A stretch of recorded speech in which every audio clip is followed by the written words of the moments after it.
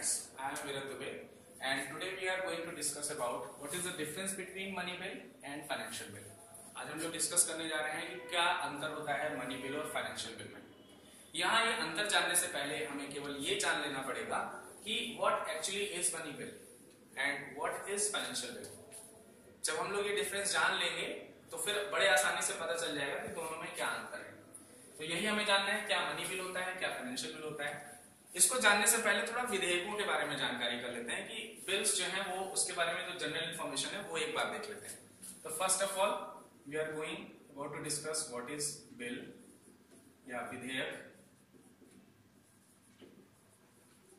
विधेयकों को अगर देखा जाए तो जनरली इसको 4 क्लासेस में या 4 टाइप्स में क्लासिफाई किया जा सकता है, 4 तरीके से वर्गीकृत किया जा सकता है। The very first is general bill, general bill, साधारण विधेयक। तो बात करें अगर साधारण विधेयक की तो कॉन्स्टिट्यूशन में इसके लिए जो प्रोविजंस दिए गए हैं, कॉन्स्टिट्यूशन में इसके provisions they are in article 107 and 108। If we know about what is the provision of general bill, then we have to go through article 107 and 108। then other is दूसरा जो है that is classified as money bill, यानी कि धन विधेयक, इसको हिंदी में धन विधेयक बोलते हैं। धन विधेयक के जो प्रोविजंस हैं they are contained in 2 articles just like in article 109 and 110। Especially the definition of money bill is given in article 110 and the provision related to the money bill that is in article 109। कह सकते हैं कि 110 में क्या है, money bill है क्या, परिभाषा, उसकी परिभाषा जो है वो 110 नंबर में दी है और 109 में मनी बिल के प्रोविजंस दिए हुए हैं, यानी कि उसके प्रकरण जो है वो इसमें दिए गए हैं। उसके बाद तीसरा तरीका है, जो तीसरा बिल जो है अगर हम उसको देखें that is financial bill, financial bill. तो फाइनेंशियल बिल यानी कि वित्त विधेयक, इसको हिंदी में बोलते हैं वित्त विधेयक। ये फाइनेंशियल बिल जो है ये आर्टिकल नंबर 117 में है, 117 में, ठीक है। और फिर एक विशेष प्रकार का और विधेयक है that is constitutional amendment bill, संविधान संशोधन विधेयक। ये चौथे तरीके का विधेयक है जिसके प्रोविजंस जो हैं आर्टिकल 368 में दिए हुए हैं। तो now we have 4 types of bill, these are general bill, money bill, financial bill and constitutional amendment bill. Then general bill means साधारण विधेयक। अगर इसका देखा जाए तो कोई खास डेफिनेशन नहीं है, while they all have definitions specifically. जैसे अगर आपसे बात की जाए कि व्हाट इज जनरल बिल, तो जनरल बिल के लिए आप कह सकते हैं कि ऐसा विधेयक जो ना मनी बिल है, जो ना फाइनेंशियल बिल है, ना जो कॉन्स्टिट्यूशनल अमेंडमेंट बिल है, वो विधेयक जनरल बिल में जा सकता है। Means general bill is that bill which is not money bill, no financial bill, no constitutional amendment bill. बाकी इन सबों की डेफिनेशंस है, इन सभी विधेयकों की डेफिनेशंस है, जिसमें से हम बेसिकली इन दोनों के बारे में बात करने जा रहे हैं। ये जो 2 विधेयक हैं मनी बिल और फाइनेंशियल बिल, इनके बारे में आज बात करने जा रहे हैं। बाकी के विधेयकों के बारे में जानकारी नेक्स्ट सेशन में ले लेंगे। तो फिलहाल मनी बिल क्या है इसके बारे में शुरुआत करते हैं। ठीक, मनी बिल के जो प्रोविजंस हैं उसको 1 बाय 1 हम लोग समझते चलेंगे, जो कि हमारा आज का टॉपिक भी है, इसी के बारे में हमें जानना भी है। चलिए, मैंने बताया कि मनी बिल के प्रोविजंस जो है वो किसमें है, आर्टिकल 107 में, और डेफिनेशन जो है वो किसमें है, 110 में।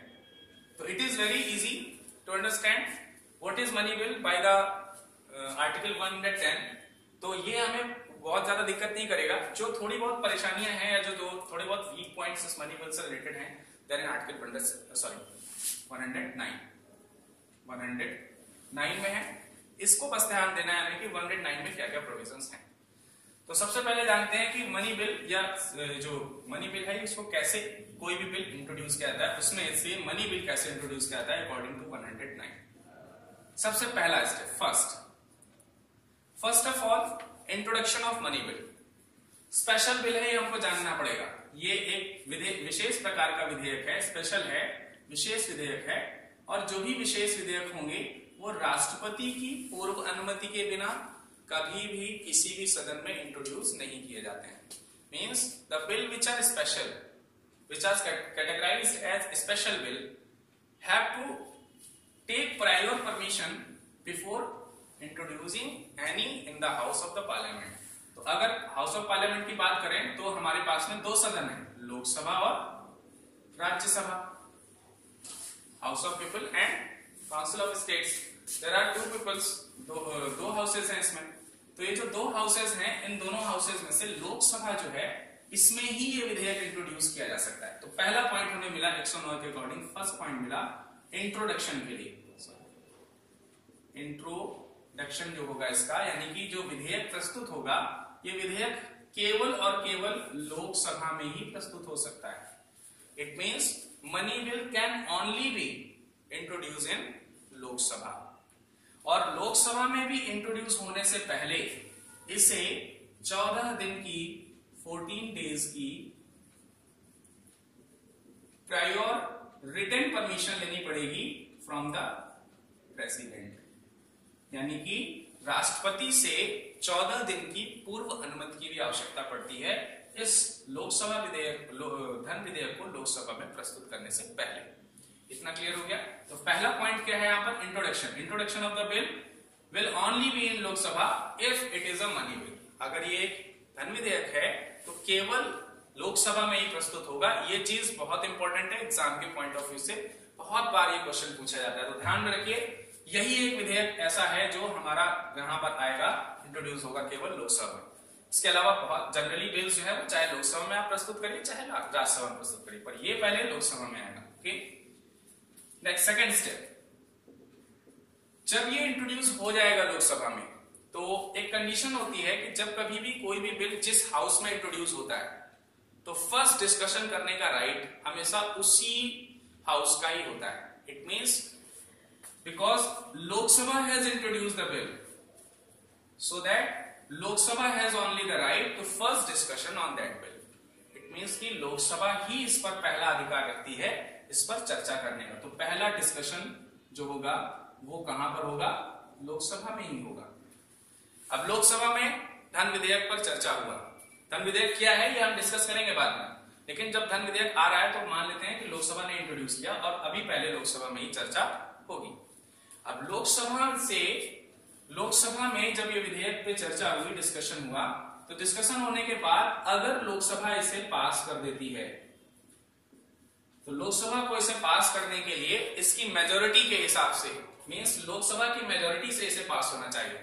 कोई भी विधेयक पास करने के लिए पर्टिकुलर सदन से उसकी जो मेजोरिटी है उसके द्वारा इसे पास करा जाना चाहिए. बहुमत जिसे कहते हैं, बहुमत के आधार पर पास किया जाता है. तो लोकसभा से ये बिल तभी पास हो सकता है जब लोकसभा में इस विधेयक के लिए क्या हो, बहुमत हो. ठीक, तो सपोज दैट लोकसभा में बहुमत से ये पास हो गया तो थर्ड स्टेप क्या आएगी, थर्ड स्टेप आएगी इसकी कि this will have now to be transmitted to the Rajya Sabha. तो अब अगला पॉइंट इसके लिए क्या है, लोकसभा में इंट्रोड्यूस हुआ, लोकसभा में डिस्कशन हुआ, लोकसभा से पास हो गया. अगर नहीं पास हुआ तो लोकसभा से अगर ये पास नहीं हुआ then automatically the bill shall be dissolved.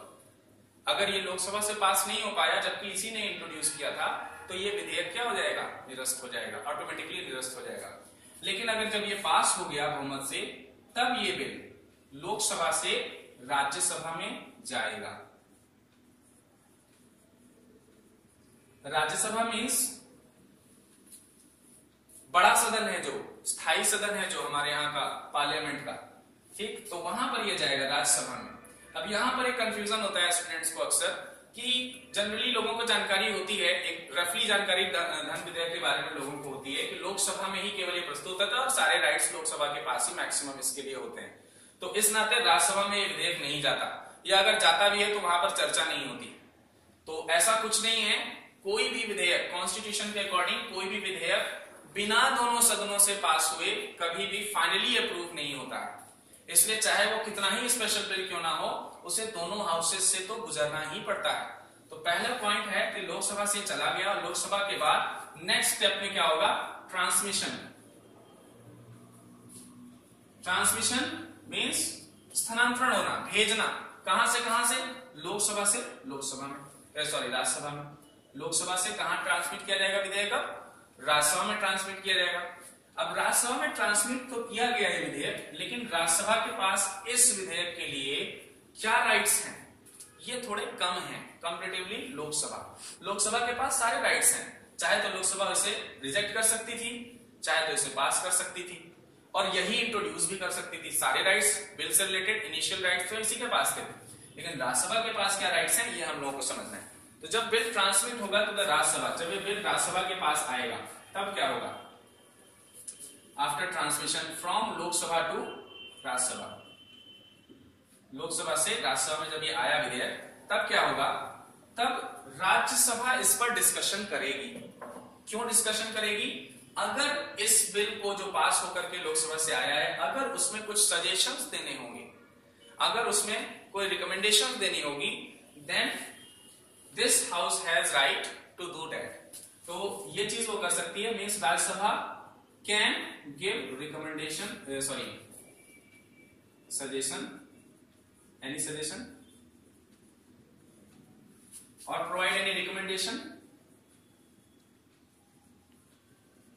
यानी कि वो सलाह दे सकती है या किसी भी चीज की संस्तुति कर सकती है, संस्तुति ये कर सकती है, ठीक है। But Rajya Sabha can not amend the bill, Rajya Sabha इसे क्या नहीं कर सकती, इसे अमेंड नहीं कर सकती। अमेंड करना मतलब संशोधित नहीं कर सकती कि नहीं ऐसा नहीं है, विधेयक जैसा आया ऐसा नहीं है, ऐसा करो, ये नहीं कर सकती है वो। अमेंड नहीं कर सकती, बस रिकमेंड कर सकती है, रिकमेंडेशन दे सकती है, संस्तुति दे सकती है, सलाह दे सकती है कि नहीं ऐसा नहीं, ऐसा होना चाहिए इस विधेयक, ये कर सकती है वो। बट बहुत ही इंपॉर्टेंट पॉइंट है, it is very important point that Rajya Sabha have to give these all suggestions और recommendations on that particular bill within 14 days, within 14 days from the date of reception from the Lok Sabha। ये चीज ध्यान में रखनी है आपको कि अगर राज्यसभा को जो कुछ भी करना है, चाहे सजेशन देना है या संस्तुति देनी है, ये सारा काम राज्यसभा को 14 दिन के अंदर कर लेना चाहिए। मींस इसको ये सब काम करने के लिए सिर्फ 14 डेज ही मिलते हैं। अच्छा, इन दोनों चीजों के अलावा वो क्या कर सकती है, तीसरा काम है राज्यसभा कैन एक्सेप्ट या उसको अलाउ कर सकती है, अलाउ और एक्सेप्ट, बिल्कुल सीधे सीधे, जैसे राज्यसभा से आया, लोकसभा से आया और राज्यसभा उसे क्या कर सकती है, एज इट इज, ठीक है, बढ़िया है, फॉलो कर सकती है, उसको आगे प्रोवाइड पास कर सकती है। तो ये काम कर सकती है राज्यसभा। बट राज्यसभा कर क्या नहीं सकती है, that is can not amend and can not reject. Rajya Sabha have no right to reject this particular bill as this bill is money bill। This is very special bill कि ये विधेयक केवल और केवल लोकसभा से पास होगा, प्रस्तुत होगा लोकसभा में, यहां से पास होने के बाद राज्यसभा में जाएगा, राज्यसभा उसे संस्तुति दे सकती है, सलाह दे सकती है, पर उसे रिजेक्ट नहीं कर सकती। करेक्ट। अब राज्यसभा इसे रिजेक्ट नहीं कर सकती, तब फिर इसके बाद क्या होगा, चलिए यहां तक की बात समझ आ गई। सपोज दैट राज्यसभा ने कोई सजेशन दे दिया, मान लेते हैं कि राज्यसभा ने क्या किया, कोई सजेशन दे दिया, तो ये सजेशन उसे कितने दिन के अंदर दे देना चाहिए, 14 दिन के अंदर, 14 डेज के अंदर। अब मैंने तो कह दिया यहाँ पे 14 दिन के अंदर उसे सजेशन दे देना चाहिए, लेकिन मान लेते हैं कि 14 दिन से ज्यादा इसको लग गए सजेशन देने में, 15 दिन लग गए, देन 14 दिन से ज्यादा लग जाने के केस में राज्यसभा से के संदर्भ में यह माना जाएगा लोकसभा के द्वारा कि जैसा बिल लोकसभा ने राज्यसभा को भेजा था, without any suggestion, without any recommendation, Rajya Sabha has accepted that bill as it was passed by Lok Sabha। It means अगर 14 दिन से ज्यादा का समय लगेगा तो माना जाएगा कि राज्यसभा ने उस विधेयक को उसी तरह स्वीकार कर लिया है जैसा कि लोकसभा से वो आया था। यानी क्यों, क्योंकि ये रिजेक्ट तो कर ही नहीं सकते और इनके पास में समय 14 दिन का ही है, तो 14 दिन में इनको एक्सेप्ट करना ही होगा, अदरवाइज एक्सेप्टेड ही माना जाएगा, ऑटोमेटिकली एक्सेप्टेड माना जाएगा। ये केस है, इसका ध्यान रखिएगा, ये इंपॉर्टेंट चीज है इसकी। उसके बाद चलिए मान लेते हैं कि राज्यसभा ने कोई सजेशन दिया, सलाह दिया, 14 दिन के अंदर कोई सलाह या संस्तुतियां दी, तब ये विधेयक कहां जाएगा, further it will go to या मूव टू प्रेसिडेंट और it will revert back to the Lok Sabha. Yes, it will revert back to the Lok Sabha. ये वापस कहां आ जाएगा? लोकसभा में वापस आ जाएगा। तो जब ये लोकसभा में वापस आएगा तब लोकसभा के पास क्या राइट्स हैं, ये बहुत इंपॉर्टेंट है। ये सब चीजें ध्यान में रखने वाली बात है जो आपके एग्जाम में पूछी जाती है। तो बहुत सिंपल से एक बार यहां से यहां तक रिवाइज करते हैं, फिर इसके आगे बढ़ते हैं। इंट्रोडक्शन लोकसभा में होगा, केवल लोकसभा में, लोकसभा से पास हो जाएगा, राज्यसभा में जाएगा, राज्यसभा उसमें सजेशंस दे सकता है, रिकमेंडेशन दे सकता है। क्या करेगा, कितने दिन में देगा ये सारे काम? 14 दिन में। नहीं कर पाया तो पास माना जाएगा, जैसा लोकसभा से आया था वैसे ही पास माना जाएगा। चलिए अब वापस आते हैं यहाँ पे कि यहां से जो सजेशंस आए थे, इन सजेशंस को वापस ड्रॉबैक किया गया लोकसभा के पास, फिर से भेजा गया लोकसभा के पास। अब लोकसभा के पास क्या राइट्स हैं? अब लोकसभा के पास अभी भी सारे राइट्स रिजर्व हैं। क्या क्या राइट्स रिजर्व हैं? यहां पे लोकसभा इस विधेयक को क्या कर सकती है कि जो रिकमेंडेशंस यहां से, सपोज दैट यहां से 10 रिकमेंडेशंस, पर्टिकुलर कोई 10 रिकमेंडेशंस आए हैं या 10 सजेशंस आए हैं। Now Lok Sabha can accept all the recommendations. सभी विधेयकों को वो क्या कर सकती है, सभी सजेशंस को वो क्या कर सकती है, स्वीकार कर सकती है। जो राज्यसभा से आई है लोकसभा के पास धन विधेयक के संदर्भ में, उसे वो पूर्णतः स्वीकार कर सकते हैं और रिजेक्ट ऑल द रिकमेंडेशंस, सारे रिकमेंडेशंस को वो रिजेक्ट कर सकते हैं कि नहीं, जो आपने रिकमेंडेशंस दी है, सजेशन दिए, मुझे एक्सेप्ट नहीं करने, तो वो ये भी कर सकते हैं। And third one is Lok Sabha can accept or reject either of the suggestions provided by the Rajya Sabha to Lok Sabha on this particular bill, means partially acceptance, यानी कि आंशिक रूप से इसे स्वीकार कर पाना। मतलब जैसे 10 सजेशंस आए थे तो 10 में से 5 मान लिए या 4 मान लिए, बाकी रिजेक्ट कर दिए। ये काम भी मींस पूरी तरीके से सारे राइट्स जो है वो किसके पास हैं, लोकसभा के पास हैं, इनके पास से ये सारी चीजें होकर के। अब देखिए यहाँ पे 2 पॉइंट्स रह गए हैं बस केवल और ध्यान रखने के लिए। कौन कौन से 2 पॉइंट्स? लोकसभा से राज्यसभा में गया, राज्यसभा से रिकमेंडेशन होकर के वापस लोकसभा में गया, लोकसभा ने उसे एक्सेप्ट किया या नहीं किया, जो भी करना है उसे, उसने नहीं किया या किया, करने के बाद फाइनली यहां से ये विधेयक जाएगा, इसके पास जाएगा, प्रेसिडेंट के पास, यानी कि राष्ट्रपति के पास जाएगा। ध्यान रखिए, इसके बाद ये कहां जाएगा, राष्ट्रपति के पास। या लोकसभा से राज्यसभा में गया, राज्यसभा ने एक्सेप्ट कर लिया, तो सीधा किसके पास जाएगा, राष्ट्रपति के पास। या लोकसभा से राज्यसभा में गया, but Rajya Sabha has not told about the bill within the set period of 14 days, then automatically bill will treated as passed by the Lok Sabha, then will further move to the president. ये भी होगा। Means Lok Sabha से राज्यसभा में आया, राज्यसभा ने 14 दिन में कुछ नहीं किया, संस्तुतियां नहीं दी, रिजेक्ट एक्सेप्ट नहीं किया, 15 दिन हो गए, 14 दिन क्रॉस कर गया, तो फाइनली उसे पास माना जाएगा और सीधा कहां जाएगा, राष्ट्रपति के पास। अब ये लास्ट पॉइंट है, यहां पर अब आ गया है राष्ट्रपति के पास, प्रेसिडेंट के पास। कोई भी बिल लास्टली, जनरली कोई भी विधेयक फाइनली राष्ट्रपति के पास आता है for the ascent of the president, राष्ट्रपति की परमिशन के लिए। Without the ascent of the president, either of the any of the bill constituted in the Constitution of India cannot be finally passed or not be made as a law। तो ध्यान में रखने की बात है, कोई भी ऐसा विधेयक नहीं है जो हमारे संविधान के अनुसार पास किया जाए और वो लोकसभा और राज्यसभा से पास होकर के तुरंत उसे पास मान लिया जाए, जब तक कि राष्ट्रपति ने उस पर अनुशंसित ना कर दिया हो, उस पर आदेश ना दे दिया हो। तो ये भी चीज ध्यान रखनी है। तो फाइनली राष्ट्रपति के पास आया। अब क्योंकि ये एक स्पेशल विधेयक है, this is a special bill, विशेष विधेयक है, इसी वजह से राष्ट्रपति को ये विधेयक पास करना ही होगा। क्यों? क्योंकि earlier president has given the permission to discuss on that bill. ऐसे विधेयक जिन पर राष्ट्रपति अपनी पूर्व अनुमति देता है, उनको उसे पास करना ही होता है। मींस फाइनली जब राष्ट्रपति के पास ये जाएगा, then president has also it is must to pass by the president also within 14 days, just like as Rajya Sabha. मतलब धन विधेयक भी जब फाइनली पहुंचेगा यहां से गुजरने के बाद राष्ट्रपति के पास, तो राष्ट्रपति भी उसे 14 दिन के अंदर उसे क्या करना पड़ेगा, उसे 14 दिन के अंदर इसे पास करना ही पड़ेगा, एक्सेप्ट करना ही पड़ेगा। Otherwise it will be treated as automatically accepted by the president. ये चीज बिल्कुल सिंपल सी है। अगर ये 14 दिन ये भी लगा देते हैं तो माना जाएगा कि ये एक्सेप्ट कर रहे हैं इसे। इट मींस यहां पर राज्यसभा और यहां पर राष्ट्रपति कि साइलेंस को हाँ माना जाएगा, उनकी जो साइलेंस है उसे, उनकी जो चुप्पी है उसे हाँ माना जाएगा कि हाँ ये पास कर रहे हैं, और इस तरीके से विधेयक पास हो जाएगा। अब एक वीक पॉइंट रह गया इसमें, बहुत इंपॉर्टेंट और बहुत ही इंपॉर्टेंट पॉइंट है वो। What is that? That is will be according to article 110 clause 1.2 means article 100 जो 110 है 110 है उसके क्लॉज 2 के अकॉर्डिंग होगा। यहीं पर डिस्कस कर लेते हैं उसको। क्या है वो? जब कभी भी विधेयक लोकसभा से राज्यसभा के पास जाता है, कौन सा विधेयक? धन विधेयक।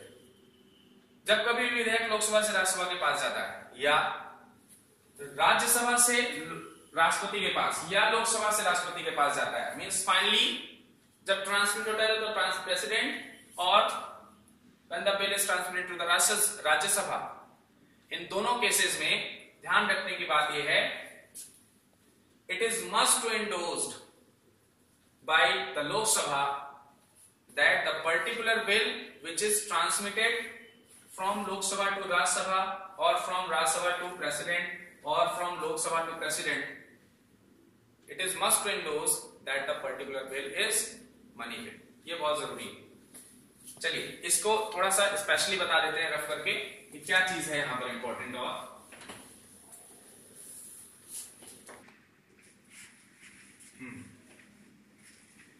इसमें जो इंपॉर्टेंट पॉइंट है वो हमें एक चीज और डिस्कस करनी है, बाकी सारी चीजें डिस्कस कर ली। यहां पर इंपॉर्टेंट पॉइंट क्या है?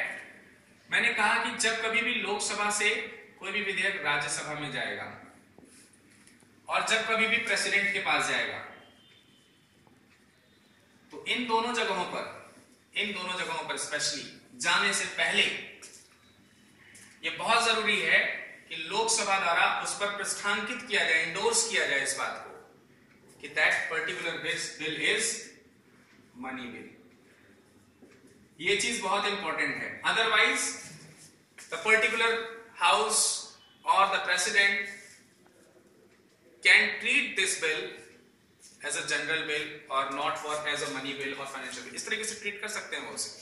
ध्यान रखने की यही बात है, जब कभी भी लोकसभा से राज्यसभा में जाए और जब कभी भी लोकसभा से प्रेसिडेंट के पास जाए ये विधेयक, तो उस समय ध्यान रखने की बात यह है कि हमेशा इसके द्वारा, इस लोकसभा के द्वारा ये एंडोर्स किया जाना चाहिए, प्रस्थांकित किया जाना चाहिए कि जो विधेयक आपके पास भेजा जा रहा है ये एक मनी बिल है, जिससे कि ये जो भी करना है, जो भी डिसीजन लेना है वो 14 डेज के अंदर ले सकें। अदरवाइज इनके पास ऑटोमेटिकली राइट्स आ जाएंगे इससे ज्यादा समय तक होल्ड करने के, और लोकसभा उसमें कुछ नहीं कर पाएगा।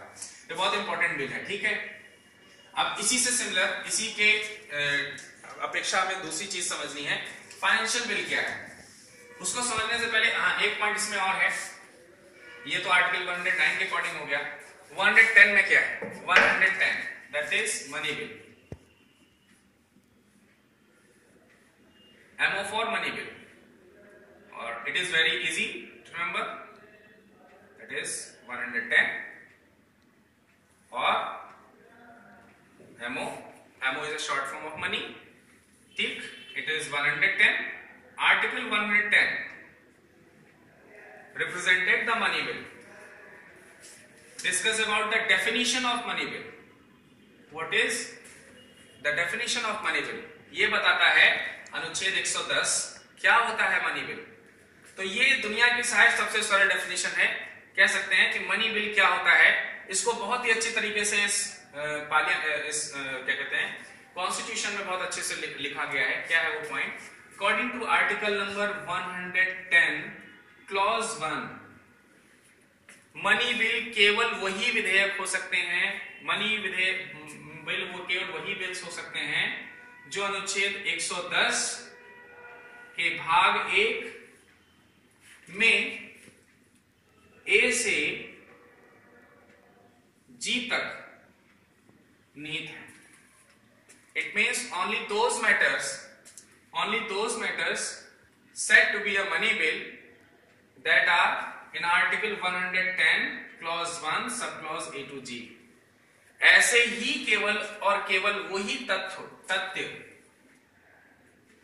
केवल वही मैटर्स माने जाएंगे धन विधेयक के अंतर्गत जो माने जा सकेंगे, can be treated as money bill, जो अनुच्छेद 110 भाग 1 के उपखंड ए से जी तक रखे गए हैं। सपोज मान लेते हैं आर्टिकल 110 1.a.b.c.d.e.f.g। अब इनमें जो जो मैटर्स लिखे होंगे, ए में जो मैटर लिखा है, बी में, सी में, डी में, ई में, एफ में, जी में, जो जो मैटर्स लिखे हैं केवल यही मैटर्स कभी भी मनी बिल हो सकेंगे। इसके अलावा कोई भी मैटर मनी विधेयक नहीं हो सकेगा, धन विधेयक नहीं हो सकेगा। ये चीज ध्यान रखनी है, बिल्कुल सिंपल सी बात है। कोई भी चीज मनी बिल है, कैसे चेक करेंगे? अगर वो मनी बिल है तो उसके मैटर्स इसमें होने चाहिए, नहीं है तो नहीं है मनी बिल, अगर है तो मनी बिल हो सकता है। यहां पर यह भी गौर करने की बात है कि सपोज दैट मान लेते हैं ए में मैटर रखा है एक्स, बी में वाई, सी में जेड, इसमें पी क्यू आर एस, इस तरीके के मैटर सब में रखे हुए हैं। तो एक बिल आया जिसमें कोई मैटर है एल नाम का कोई मैटर है, then this will not be a money bill anyhow. क्यों? क्योंकि यहां पर एल नाम का कोई प्रोविजन है ही नहीं। एल नाम का अगर कोई प्रोविजन नहीं है तो एल नाम का प्रोविजन मनी बिल तो कभी नहीं हो सकता। बट सपोज दैट यहां पर कोई विधेयक आया है which contains matters related to the X, तब ये मनी बिल हो सकता है, होगा ये जरूरी नहीं है। It can be a money bill, it can be a money bill, ये धन विधेयक हो सकता है। मींस अगर मैटर एक्स वाला है तब ये मनी बिल होगा। फॉर एग्जांपल यहां पर समझा देते हैं, सपोज दैट ए में जो है, वैसे अगर देखा जाए अनुच्छेद 110 भाग 1 ए में टैक्स से रिलेटेड मैटर दिया हुआ है, अल्टरेशन ऑफ टैक्सेस, किसी भी तरीके के जो टैक्स कर हैं उनमें बदलाव, removal of the taxes, introduction of any new tax, alteration, removal, सारी चीजें जो है टैक्स रिलेटेड जो है वो इसमें दी हुई हैं। तो किसी भी करों का अधिरोपण करना, उन्हें हटाना, चेंज करना, बदलना, ये सारे फलना टिकाना सारी चीजें जो है वो टैक्स की यहां पर दी हुई हैं। Then if a bill introduced in the Lok Sabha which contains the matter related to any tax, किसी टैक्स से रिलेटेड कोई मैटर लेकर के आया, तब ये वाला मैटर मनी बिल हो सकता है।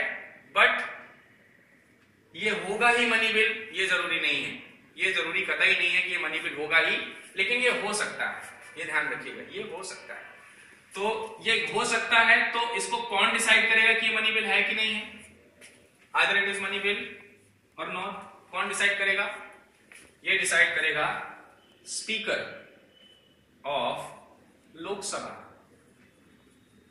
ये ध्यान में रखने की बात है, यहीं से क्वेश्चन पूछे जाते हैं।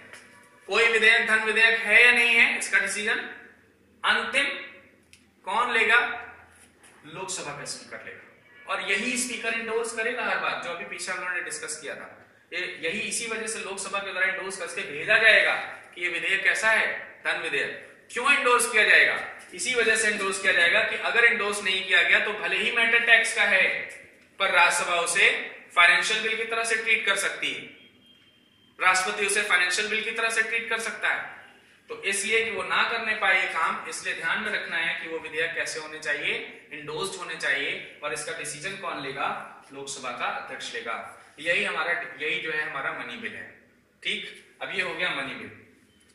चलते हैं फाइनेंशियल बिल के बारे में समझते हैं, क्या है फाइनेंशियल बिल। बस अगर ये मनी बिल समझ में आ गया तो फाइनेंशियल बिल बहुत इजीली समझ में आएगा। फाइनेंशियल बिल, यहां पर हम एक एग्जांपल लेते हैं फाइनेंशियल बिल और मनी बिल को डिटेल करने के लिए। बहुत ही बिल्कुल फैक्ट तो नहीं है, पर बहुत अच्छे से समझ में आ सकेगा इसके द्वारा। Suppose that it is a person with children, और इसकी मां है और इनके पिताजी भी हैं। ये माता पिता हैं बच्चे के, और ये एक स्टूडेंट है या कोई भी चाइल्ड है। सपोज यहां पर मान लेते हैं, जनरली मान लेते हैं कि mummy represented Rajya Sabha and father representing Lok Sabha. Here एक जनरल एग्जांपल लेकर के बात कर रहे हैं, इसको यूज टू नहीं होना है कि नहीं ऐसा नहीं होता है। फॉर एग्जांपल केवल याद करने के पर्पज, समझने के पर्पज से हम इसको डिस्कस करने जा रहे हैं कि सपोज दैट ये बच्चा है, इसे जरूरत है मनी की, किसकी जरूरत है? मनी की। मान लेते हैं इसे 100 रुपए की जरूरत है, इसे जरूरत है 100 रुपए की, 100 रुपीज की। अब इसे पता है कि हमारे, मान लेते हैं कि इनकी मम्मी जो है वो एक हाउसवाइफ है, घर में ही रहती है, पिता कमा करके लाते हैं, तो इन्हें पता है कि पापा ही हमारे यहाँ पैसा लेकर के आते हैं, तो अगर हमें पैसे की जरूरत है तो हमें पापा से मांगना पड़ेगा। तो इस बच्चे ने क्या किया? डिमांड रखी, किससे? पापा जी 100 रुपीज चाहिए। क्यों रखी? क्योंकि यही है सोर्स, इन्हें पता है कि यही पैसा देंगे। ठीक है, क्या होता है जनरली घरों में, उससे मतलब नहीं, जो यहां हो रहा है वो समझना है हमें।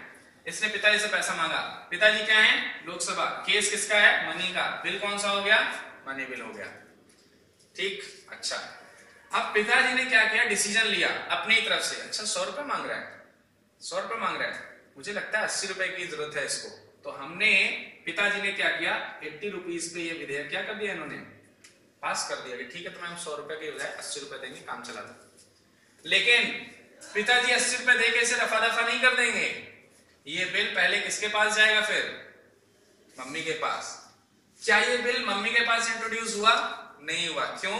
क्योंकि ये मनी बिल था। क्यों? क्योंकि इसे पता था कि विधेयक यहीं पे आएगा, पापा ही पैसा दे पाएंगे, इसलिए मम्मी के पास नहीं गया वो, पहले पापा के पास गया।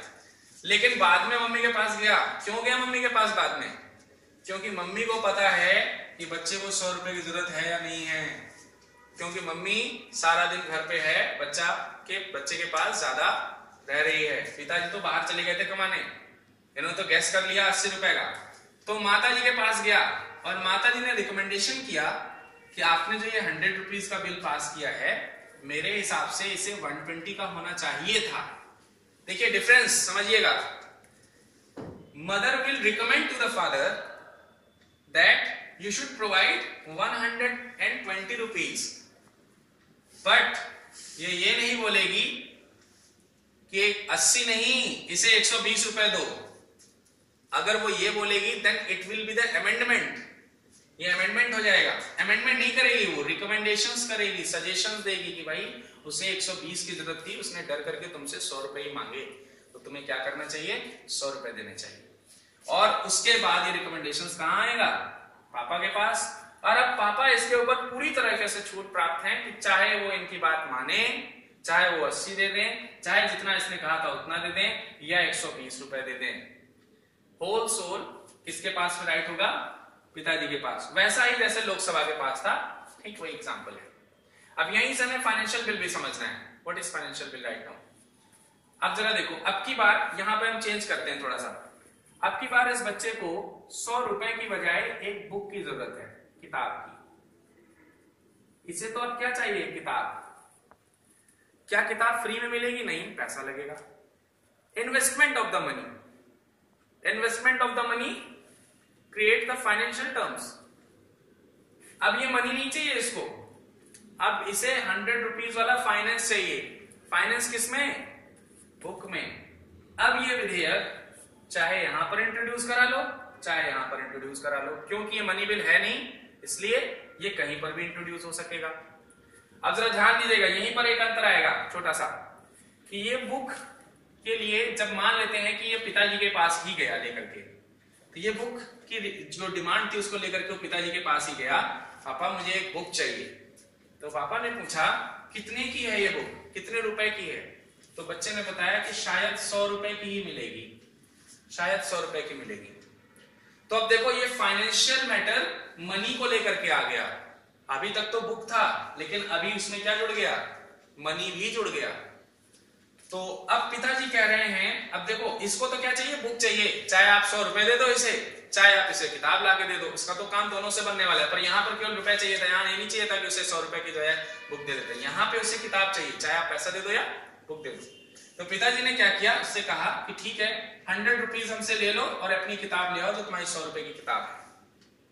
ठीक, तो जैसे ही उसने यहां पर रुपए की बात करी, बात हो गई मनी की, 100 रुपीज की बात हो गई। फिर से बात किसकी हो गई? 100 रुपीज की।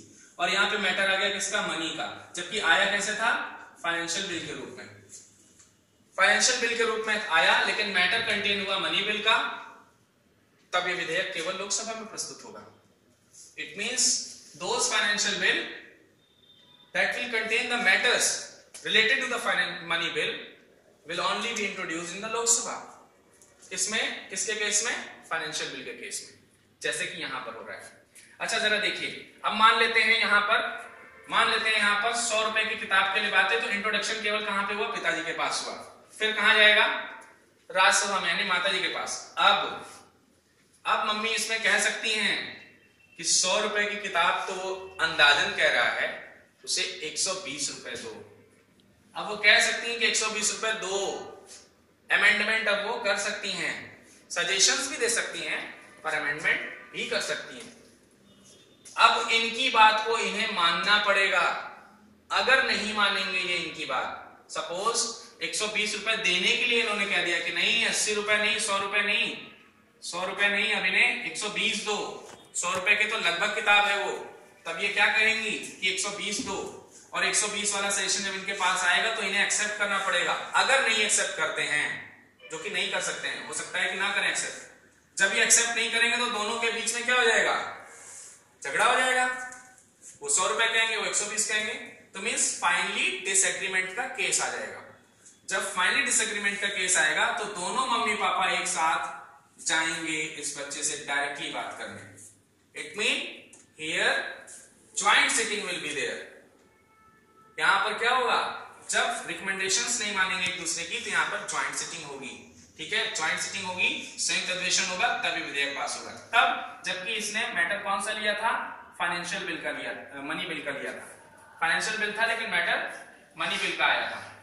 अब यहां पे समझने की बात यह है कि मान लेते हैं अगर ये फाइनेंशियल बिल ही होता, केवल फाइनेंशियल बिल ही होता, अगर ये मनी बिल का केस इसमें ना आता जैसा कि आ गया था, तब ये कहीं पर भी इंट्रोड्यूस हो सकता था।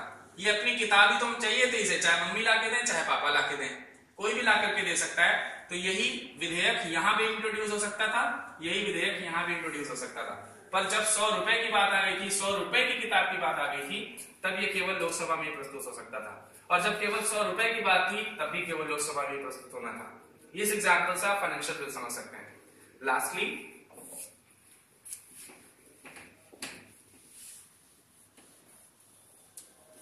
फाइनेंशियल बिल समझते हैं क्या होता है। फाइनेंशियल बिल के प्रोविजन जो हैं वो किसमें दिए हुए हैं, आर्टिकल 117 में। And financial bill are of two types, दो तरीके के फाइनेंशियल बिल होते हैं। फर्स्ट इज, पहला समझेंगे, first kind of financial bill, और दूसरा है second kind of financial bill. ठीक, first kind of financial bill is very easy, बहुत आसान है। ऐसे विधेयक first kind of financial bill के अंतर्गत माने जाएंगे जिनमें article 110 clause 1 sub clause A to F, यहां पर G नहीं लिखा है मैंने, यहां पर F तक है केवल। ठीक है, तो अनुच्छेद 110 भाग 1 के उपभाग 1 से लेकर के F तक में जो मैटर्स हैं, ये मैटर्स, क्या ये मैटर्स मनी बिल होते हैं? यस, मनी बिल होते हैं ये। पर यहां पे ये मैटर्स फाइनेंशियल बिल के रूप में भी इंट्रोड्यूस हो सकते हैं, ये फाइनेंशियल बिल के रूप में भी इंट्रोड्यूस हो सकते हैं। इसके अलावा कोई विधेयक ऐसा आया जिसमें ये प्रोविजन भी है प्लस एनी अदर मैटर, ये भी है। फाइनेंशियल बिल केवल वो भी हो सकते हैं जिनमें केवल मनी बिल के मैटर्स हो, केवल इतने मैटर्स, केवल इतने ए से लेकर के एफ तक के, तो भी मनी बिल होने के साथ साथ वो फाइनेंशियल बिल भी हो सकते हैं। लेकिन ये होने के अलावा अगर कोई दूसरे मैटर भी हैं, मान लेते हैं जैसे हमने ए में बताया था कि कोई टैक्स का मैटर है, अब टैक्स के साथ साथ फी भी इंक्लूड हो जाए किसी चीज की, तो fee is not a money bill, that is treated as other bill, other दूसरे तरीके का विधेयक, दूसरे तरीके का तत्व, तो मनी बिल का भी तत्व हो गया और फाइनेंशियल अदर मैटर भी हो गया, then this will also be treated as financial bill, ये भी फाइनेंशियल बिल के रूप में ट्रीट होगा, ये भी फाइनेंशियल बिल के रूप में ट्रीट होगा। दो चीजें हो गई। अब क्या है second kind of financial bill? Second kind of financial bill is that bill which treated to the matter or of expense from the consolidated fund. Consolidated fund. Bharat की संचित निधि से, भारत की संचित निधि पर भारित होने वाले व्यय से संबंधित विधेयक द्वितीय प्रकार के वित्त विधेयक के रूप में जाने जाते हैं. First kind of financial bill contains provisions of article 110.1 from A to G or any other matter with this is first kind of money bill. And second kind of money bill, matter related to the expense from the consolidated fund of India. बस अब इनका introduction देख लेते हैं जल्दी से. अब क्योंकि ये मनी बिल के प्रोविजंस को रखता है, इसलिए केवल ये इंट्रोड्यूस कहां होगा? लोकसभा में. इसमें मनी बिल का कोई प्रोविजन नहीं है, इसलिए either house of the parliament. अब भले ही मनी बिल का प्रोविजन रखता है पर मनी बिल है नहीं, है तो फाइनेंशियल बिल, इसलिए Rajya Sabha can reject the bill. Rajya Sabha can reject the bill. If Rajya Sabha reject the bill, there will be a joint sitting according to article number 108. Joint sitting. यहां पे क्या होगा? संयुक्त अधिवेशन हो जाएगा. अनुच्छेद 108 के अकॉर्डिंग यहां पर संयुक्त अधिवेशन हो जाएगा. If it pass the bill then will be further passed. But यहां पर इंट्रोडक्शन किसी भी हाउस में हो सकता है, और इसी वजह से एक विधेयक को इस विधेयक को एक सदन से दूसरे सदन पे जाने के बाद दूसरा सदन उसे रिजेक्ट भी कर सकता है. इसे क्या कर सकता है? रिजेक्ट भी कर सकता है. It means money bill cannot be rejected by the Rajya Sabha, while the financial bill can be rejected by the Rajya Sabha. Either it is first kind of financial bill or it is second kind of financial bill. ठीक, ये चीज हमारे लोकसभा और राज्यसभा में money bill के difference में आती हैं सारी चीजें. तो ये लगभग अंतर यही है. इसी तरीके से हम लोग को पढ़ना है मनी बिल और फाइनेंशियल बिल में. आपके पास में दो चीजें और रहेंगी पढ़ने के लिए. नेक्स्ट सेशन में उसको ध्यान देंगे. एक तो जो जनरल बिल था, दूसरा कॉन्स्टिट्यूशन अमेंडमेंट बिल था. ये सारी चीजें थी. Thank you. अगली बार दूसरा सेशन जब होगा तो हम बाकी वाले जो सिलेबस रह गया है इसका, उसके बारे में डिस्कस करेंगे. Once again very thank you.